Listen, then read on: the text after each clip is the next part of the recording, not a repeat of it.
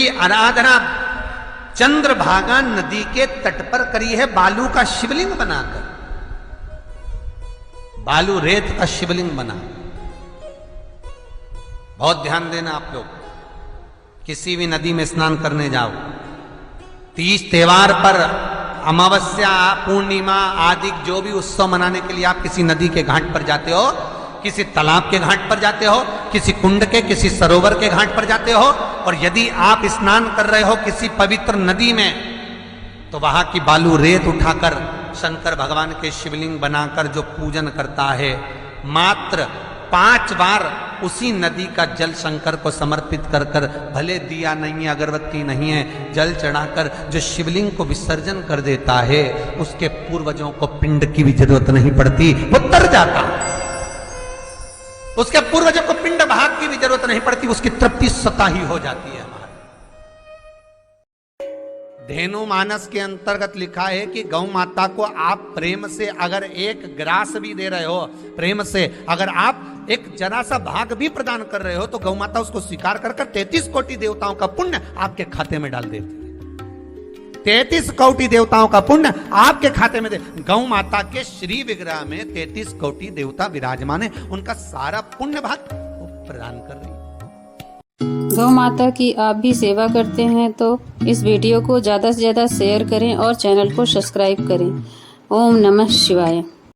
प्रयास करिएगा, एक चावल की कटोरी में, कटोरी के अंदर थोड़ा सा चावल रख लीजिए कच्चा, उस चावल की कटोरी में एक बेलपत्र, थोड़ी सी दुर्वा बांधकर पानी का मटका, परिंदा या जहां अपना रसोई घर में जल रखते हो, उस कटोरी को वहां पर 2 दिन 3 दिन तक रख दो। वैसे तो 16 दिन रखो ज्यादा अच्छा था, पर जो दिन अपने को मालूम है 2-3 दिन उसको रख दीजिए। घी का दिया लगाइए। 3 दिन के बाद में उस दुर्वा को, उस बेलपत्र को शिव बाबा को ले जाकर समर्पित कर दो। चावल पूरे घर में घुमाने के बाद चिड़िया को या नदी में या किसी जीव को प्रदान करो। महाराज, पितृदोष के निवारण का सुंदर तरीका। केवल 16 श्राद्ध के दिन ही ऐसे होते हैं जिसमें शंकर भगवान को जल में दूध मिलाकर चढ़ाने की जगह, दूध भले 1 चम्मच चढ़ा रहे हो पर अलग से चढ़ाओ, कच्चा दूध अलग से चढ़ाओ, उसके बाद भले तुम जल चढ़ा दो, पर लोटे में जल में दूध मिलाकर 16 दिन श्राद्ध पक्ष में नहीं ले जाना। भले 1 चम्मच दूध लेकर जाओ, 1 कटोरी दूध लेकर जाओ, पर कच्चा दूध अलग से लेकर जाओ, शंकर भगवान को अलग से चढ़ाओ। क्योंकि 16 दिन श्राद्ध पक्ष के जब भगवान शंकर को दूध और जल चढ़ाया जाता है, वो हमारे पितरों के खाते में चला जाता है। आप ब्राह्मण को भोजन नहीं करा पा रहे हैं, मान लो आप गौ माता को रोटी नहीं दे पा रहे हैं, स्वान को भोजन नहीं दे पा रहे, कौवे को भोजन नहीं दे पा रहे हो, और मान लो गया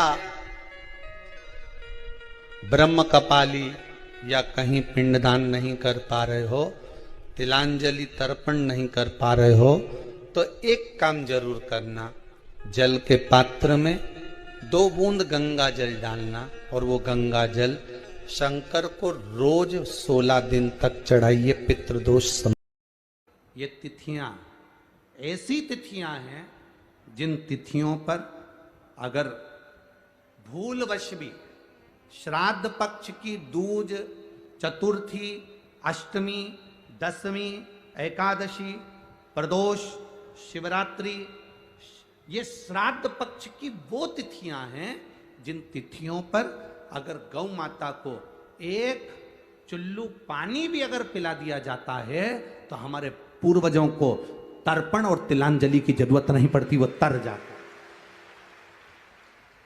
श्राद्ध पक्ष की ये तिथियां आप भी बोलिए कौन कौन सी? दूज, चतुर्थी, अष्टमी, दशमी, एकादशी, प्रदोष और शिवरात्रि। ये कितना सुंदर कहा है। पितृदोष काय से समाप्त होता है? तो स्कंद पुराण में लिखा, घर का 1 लोटा पानी भरो, 1 कलश में जल भरो, अपने घर में घूमो और उस पानी को ले जाकर शंकर जी को चढ़ा दो, क्योंकि शिवलिंग पर चढ़ाएंगे तो वो पानी जलाधारी से जाएगा। जलाधारी क्या है? माता जी का हस्त कमल, पार्वती जी का हस्त कमल। तो ये संपूर्ण, जब शिव परिवार वहीं पर है तो तुम जब पानी चढ़ाओगे तो वो पार्वती को लगेगा। और पार्वती इतनी खुश होती है कि पितृलोक में अपने पितरों को कहती, अपने पिताजी को कहती है, पिताजी इसके घर का जल मेरे पास में आया है, इसके पितरों को दे देना।